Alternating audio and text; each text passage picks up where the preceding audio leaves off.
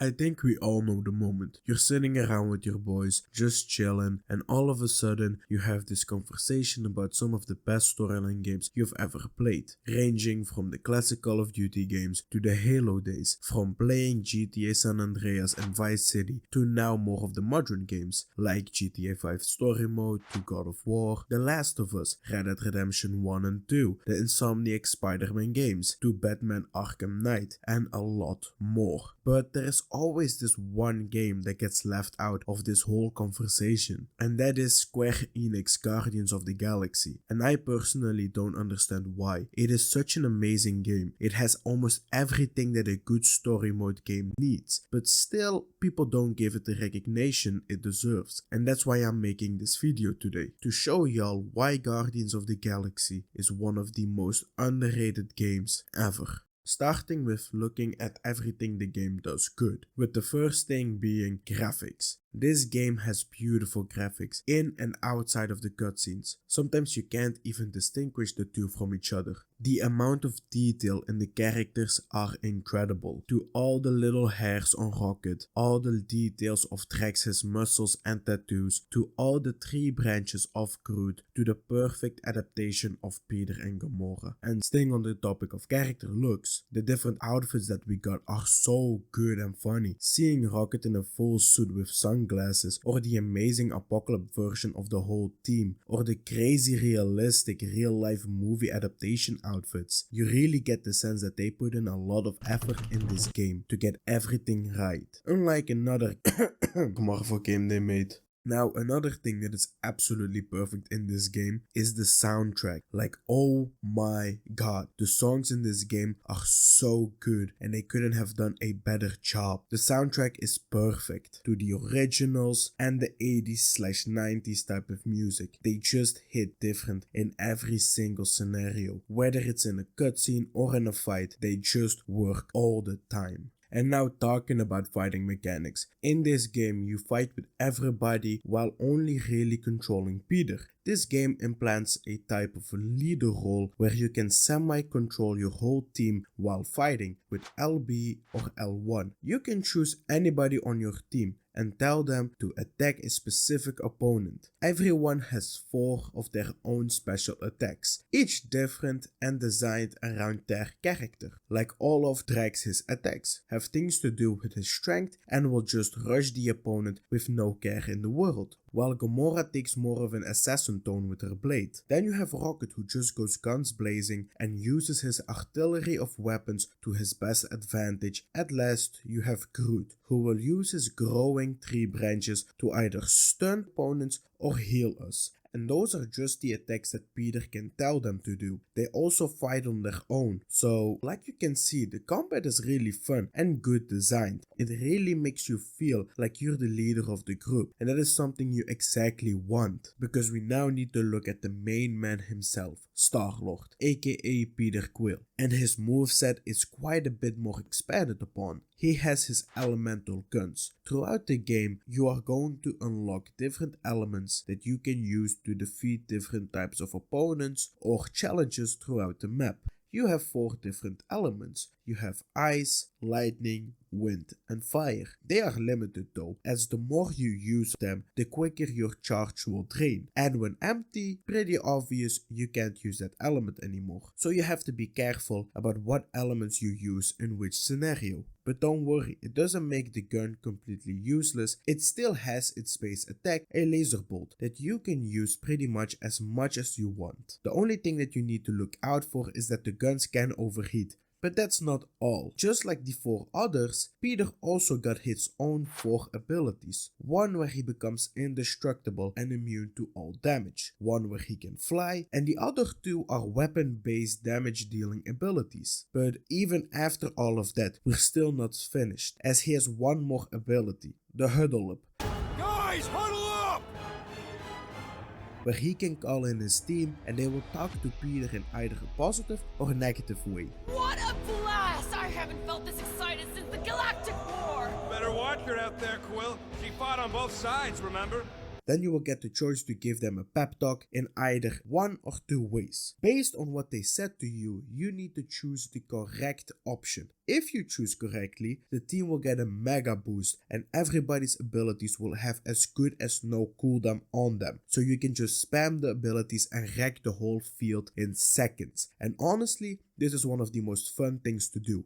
But obviously, if you choose not correctly, you only get this boost and only Peter can spam his abilities. So still you gain something out of it, but not the whole team. So like you can see, the fighting mechanics in this game are on point and it really makes the game so much fun once you get the hang of it. But now to the best part of the game, the story. Please don't be Nova Corps. It is Nova Corps.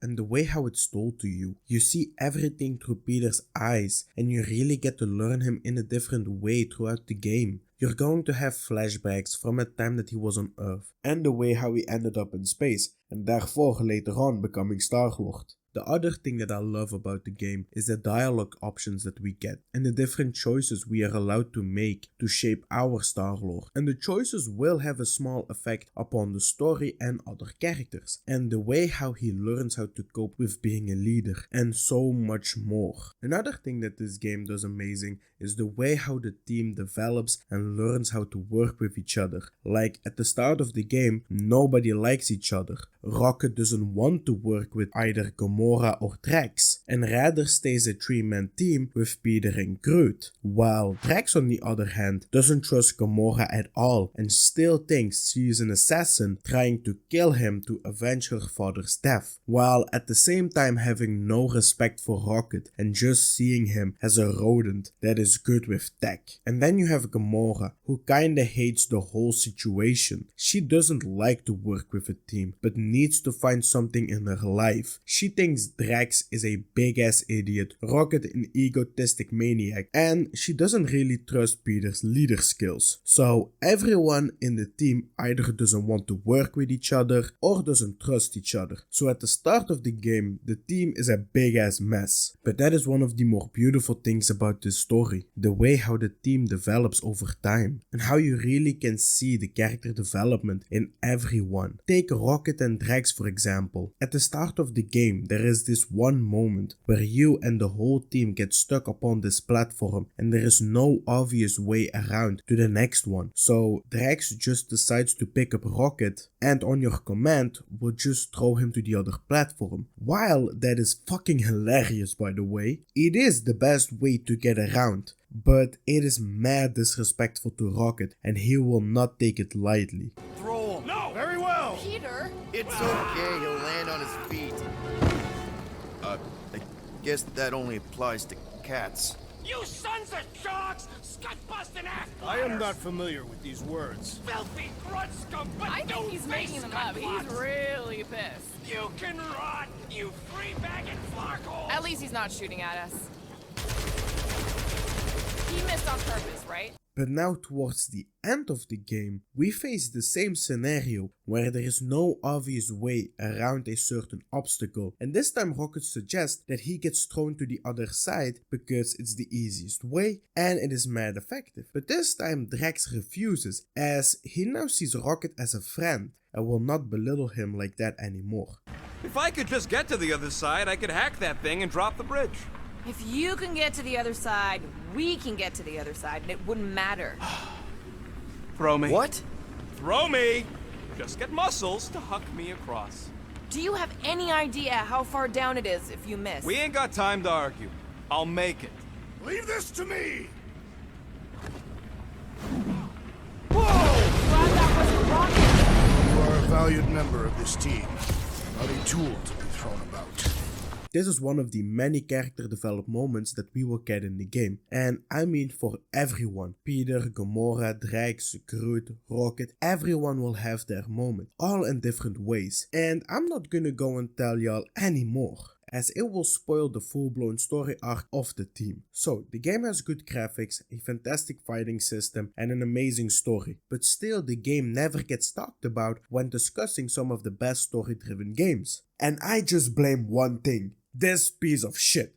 I swear to God, if Square Enix decided to release Guardians of the Galaxy before Marvel's Adventures, we wouldn't be talking right now. This game is underrated because Marvel's Adventures killed all the momentum for it. Because the game was so shit, everybody had lost hope for the game. And I just think if it was reversed, this game would have been talked about so much, but unfortunately, we can't go back in time. So if you ever want to play the game, I would really recommend doing it. On a scale to 100, I would rate it at an 85. There will be some quirky moments, you will feel it. The camera movement is sometimes a little bit stiff, but overall, the game is absolutely amazing and you should absolutely have tried it. And the platinum is pretty fun, but leaving it at that, I hope you all enjoyed this video. So yes, please leave a like and subscribe. And then I hope I see you all in the next one. Peace out.